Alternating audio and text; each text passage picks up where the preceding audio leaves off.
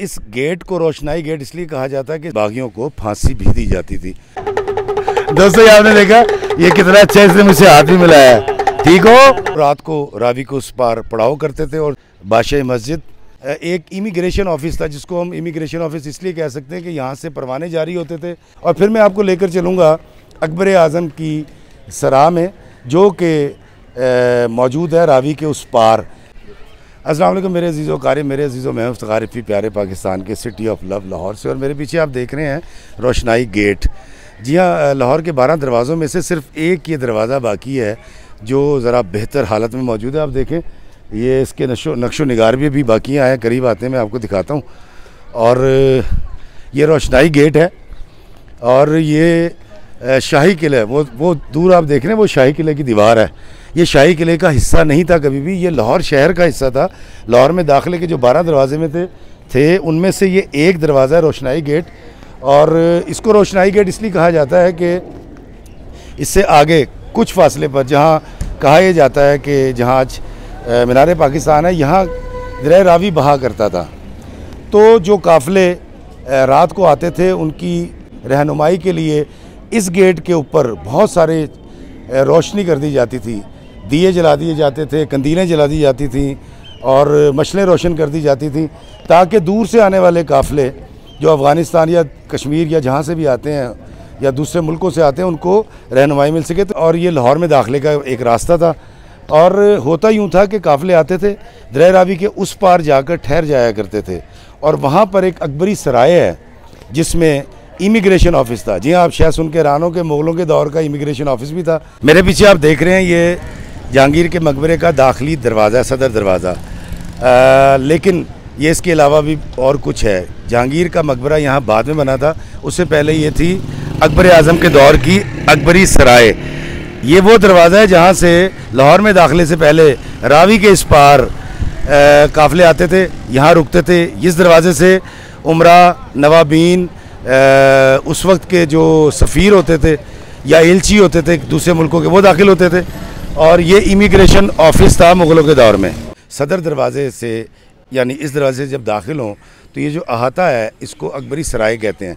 अब ये देखें, यहाँ इसकी कुछ मालूमात इसके बारे में लिखी हुई हैं, लेकिन ये अकबरी सराय है क्या, ये मैं आपको बताता हूँ। यहाँ पर 180 कमरे हैं चारों अतराफ़ में।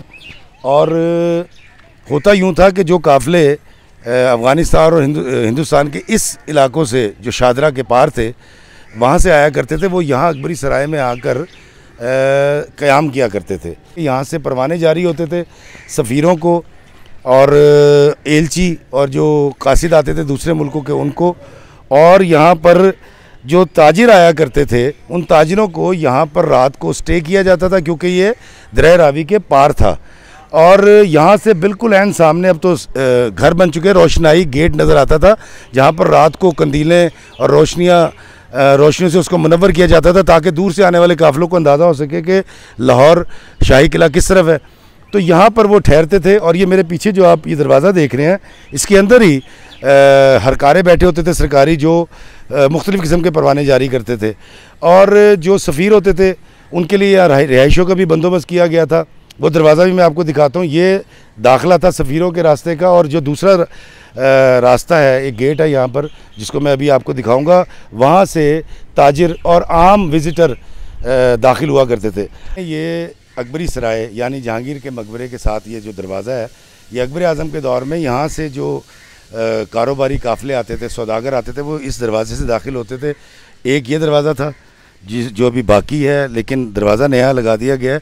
और एक ये दरवाज़ा है, यहाँ से भी ये सरकारी दफ्तर से गुज़र के लोग दाखिल होते थे। और मैं आपको दिखाता हूँ कि मेरे यहाँ पर मौजूद है एक कुआँ, और ये अकबर आज़म के दौर का कुआँ है। और ये बहुत बड़ा कुआँ है जो पानी की ज़रूरत पूरी किया करता था उस वक्त। और इसमें ज़रा अंदर दिखाएं, ज़रा झांक के। ये देखिए दोस्तों, ये उसी दौर का कुआँ है जिसको अब बाद में कारपोरेशन वालों ने अपने इस्तेमाल में ले आए हैं, लेकिन ये साफ़ पानी का कुआँ था। और इस कुएँ की भी बड़ी तारीख़ है। अकबर आज़म के दौर में इस कुएँ को बनाया गया था। जो लोग यहाँ आकर ठहरेंगे, ज़्यादातर पीने के लिए होता था, क्योंकि अकबरी सराय के जो बागात हैं, इनको सैराब करने के लिए रावी से नहरें निकाली जाती थी। लेकिन इस कुएँ को बाद में अकबर आज़म के बाद रंजीत सिंह के दौर में सजाए मौत के लिए भी इस्तेमाल किए गए। इस कुएं में फांसी घाट बना दिए गए थे और यहाँ पर उस वक्त के सल्तनत के बागियों को फांसी भी दी जाती थी। अब जो दूसरे मुल्कों से यहाँ आते थे उनको एक और तरह का येलो कलर का कहा यह जाता कि परवाना जारी होता था। इसी तरह जो सफ़ीर होते थे उनके लिए जो परवाना था वो सुर्ख रंग का था। एलचियों और कासिदों के लिए जो दूसरे मुल्क के सरबराहों से खतूत लेकर आते थे उनका रंग नीला होता था। और इसी तरह जो विद इन द कंट्री सफ़र करते थे उनको भी परवाना जारी किया जाता था यहाँ से।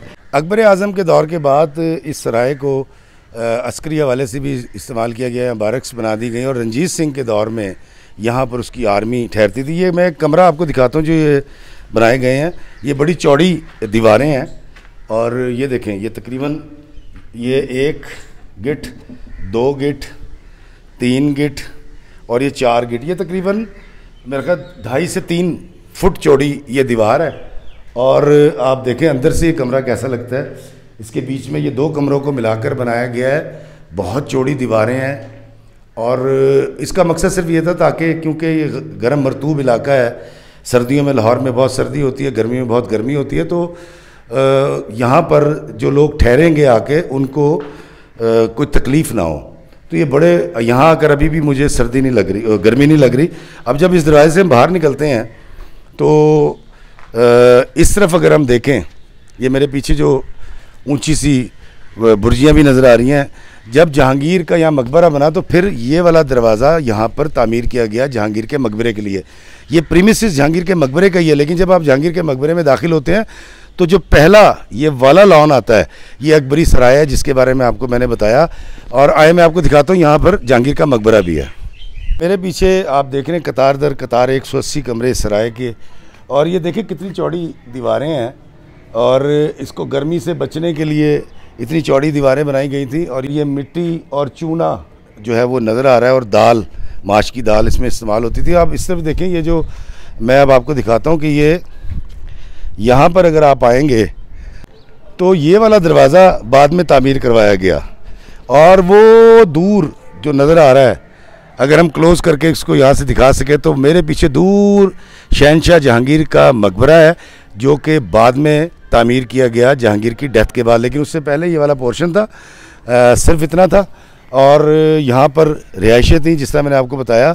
और बताने का मकसद सिर्फ ये था, ये हुकूमतें जो इतने 100 साल कायम रहीं, वो मुग़लों की हो या कहीं भी हो, उनका बाकायदा एक सिस्टम होता है, एक निज़ाम होता है, उसके बगैर ये हुकूमतें चल नहीं सकती। आज तो व्हाट्सएप है, मेल है, 36 ज़राए हैं, जहाज़ आ चुके हैं, तेज़ रफ्तार गाड़ियाँ हैं, लेकिन उस दौर के अंदर भी जो निज़ाम हुकूमत चलाना है कितना मुश्किल था। लेकिन ये लोग बड़ी खुश असलूबी के साथ उस निज़ाम हुकूमत को चलाया करते थे। और ये दरख्त और इसके साथ वाला अगला दरख्त, इसके बारे में कहा जाता है कि ये अकबर आज़म के दौर के या बल्कि उससे पहले के दौर के, लेकिन हम कह सकते हैं कि 500 साल से पुराने ये बोर्ड के दरख्त हैं।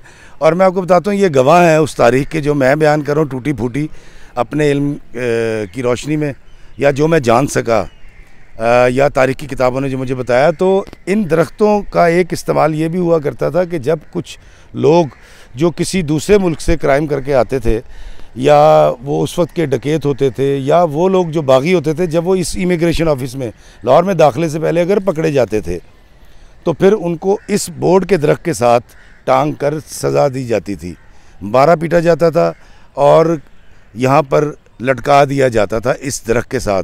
तो ये मेरे पीछे आप वो 180 दरवाजे भी देख रहे हैं अकबरी दौर के, और मैंने आपको वो दरख्त भी दिखाए बोर्ड के जिनकी तारीख़ 500 साल से ज़्यादा पुरानी है। और यहाँ पर दुनिया भर से, हिंदुस्तान में, अफ़गानिस्तान, उससे आगे से कहीं से आने वाले जो काफ़िले थे यहाँ ठहरते थे, यहाँ से फिर परवाना लेकर लाहौर शहर में दाखिल हुआ करते थे। अकबरी सराय में जांच पड़ताल के बाद परवाना लेकर वो काफ़िले दरिया रावी के किनारे आते थे। दरिया रावी पर उस वक्त एक कश्तियों का पुल था। उसके अलावा दरिया रावी को पार करने के लिए किश्तियाँ और बेड़े भी इस्तेमाल किए जाते थे। वो काफ़िले दरिया रावी को पार करते थे और फिर लाहौर शहर में दाखिल होने के लिए रोशनाई गेट से गुज़रते थे। शहर में जब दाखिल होते थे लाहौर शहर में, कदीम लाहौर में, तो वो ये रोशनाई गेट था, इसके ज़रिए आते थे। और मैं कोशिश करता हूँ, पहली बात तो ये कि मैं इस रोशनाई गेट को पिछली तरफ से भी दिखा सकूँ, जहाँ अब रंजीत सिंह की समाधि भी है और गुरु अर्जन सिंह का गुरुद्वारा भी है। काश मैं आपको वहाँ से दिखा सकूं, मैंने भी आज तक वैसे देखा नहीं है। रोशनाई गेट को आपने जब भी देखा उस तरफ से देखा है, लेकिन आज शायद आप पहली मर्तबा इसको अंदर से देख रहे हैं। पहले मैंने आपको उस रुख से दिखाया था जो कला की तरफ है और हजूरी बाग की तरफ खुलता है। ये उसका दूसरा रुख है। मेरे पीछे, मेरे बिल्कुल सामने यहाँ दरिया रावी हुआ करता था, जो काफ़िले आते थे कश्तियों से, बेड़ों से पार होके पीछे से इमिग्रेशन करा के वो इस रोशनाई गेट से दाखिल होते थे। आए मैं आपको दिखाता हूँ, ये रोशनाई गेट है और इसकी तज़ीनो आराइश वक्त के साथ साथ होती रहती है। और रोशनाई गेट पीछे से ऐसे दिखता है और यहाँ पर मशलें रोशन होती थी और तीरंदाज ऊपर बैठा करते थे इसके। और ये किले का जो पीछे वो सामने किले का हिस्सा नज़र आ रहा है, लेकिन रोशनाई गेट जो है ये शाही किले का हिस्सा नहीं था। शाही किले के बाहर 12 दरवाज़ों में से एक दरवाज़ा था और ये वाला पोर्शन रोशनाई गेट का बहुत कम इसलिए देखते हैं क्योंकि ये मेरे पीछे आप देख रहे हैं, ये रंजीत सिंह की जो मड़ी है वो यहाँ पर है। ये वाला पोर्शन उसके बेटे खड़क सिंह ने तामीर करवाया था और फिर उसने रंजीत सिंह की यहाँ मड़ी तामीर करवाई थी। तो मेरे पीछे जो आप देख रहे हैं रंजीत सिंह की मड़ी की एंट्रेंस है और ये है मेरे पीछे रोशनाई गेट, जिसको आप जब भी देखते हैं तो हजूरी बाग की तरफ से देखते हैं। आज मैं आपको इसको अंदर से भी दिखा रहा हूँ। इसकी ये हालत है और बड़ी खूबसूरत जालियाँ भी लगी हुई हैं उस दौर की।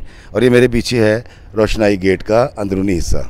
रोशनाई गेट लाहौर के 12 दरवाज़ों में से एक दरवाज़ा जो आज भी मौजूद है, इसका इस किले से कोई ताल्लुक़ नहीं था। तो वो जो मैंने बताया इमिग्रेंट्स आते थे रोशनाई गेट से दाखिल होते थे, इस हजूरी बाग में उनके साथ मामलात होते थे, गुफ्तगू होती थी और देखा ये जाता था कि कहीं इन आने वाले काफ़िलों में कोई जासूस, कोई दुश्मन मुल्क का जासूस मौजूद ना हो।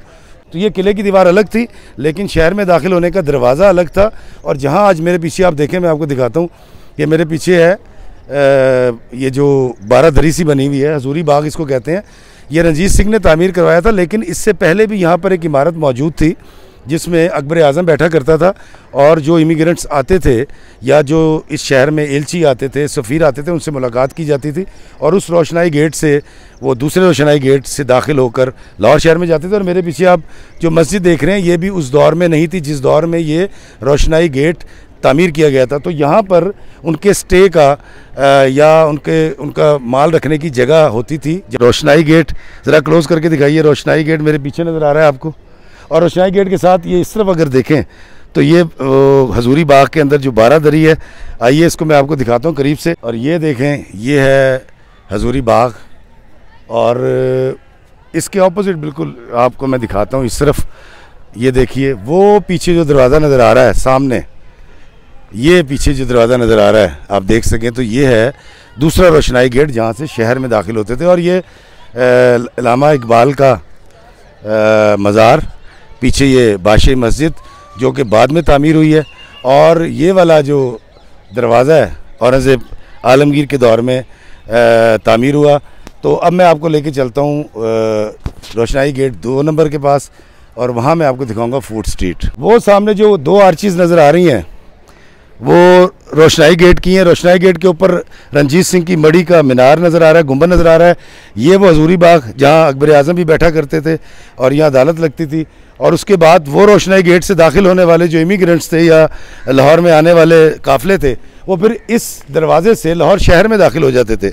इस गेट को भी रोशनाई गेट कहा जाता है, लेकिन ये बहुत बाद में तामीर किया गया और लाहौर शहर के अंदर दाखिले के वक्त शाही किले की इस दीवार के साथ गुजरना पड़ता था। रोशनाई गेट का शाही किले से कोई ताल्लुक़ नहीं था। आए, ये फूड स्ट्रीट की तरफ जाता है, आए अंदर चलते हैं। शहर में दाखिल होने के लिए ये वाला दरवाज़ा ये बाद में बनाया गया था, इसको भी रोशनाई गेट कहते हैं। और ये देखें इसकी लकड़ी, इसके ऊपर लगी हुई कीलें और ये ताले, इससे बाहर निकला। ये देखिए तो मैं ये रोशनाई गेट दूसरा दरवाज़ा मैंने आपको दिखाया जो कि फूड स्ट्रीट की तरफ खुलता है। ये देखिए मेरे पीछे फूड स्ट्रीट है और ये दरवाजे हैं जिनसे गुजर के जाना पड़ता है। और जब आप इस जगह पे आते हैं, ये देखें ये लिखा हुआ है हिदायत रोशनाई गेट से टूरिस्ट का दाखिला होगा और ये इसको भी रोशनाई गेट कहते हैं। और यहाँ पर देखें बंदर का तमाशा भी हो रहा है, ये देखें फूड स्ट्रीट में। वाह जी वाह, वाह जी वाह, कितना प्यारा है।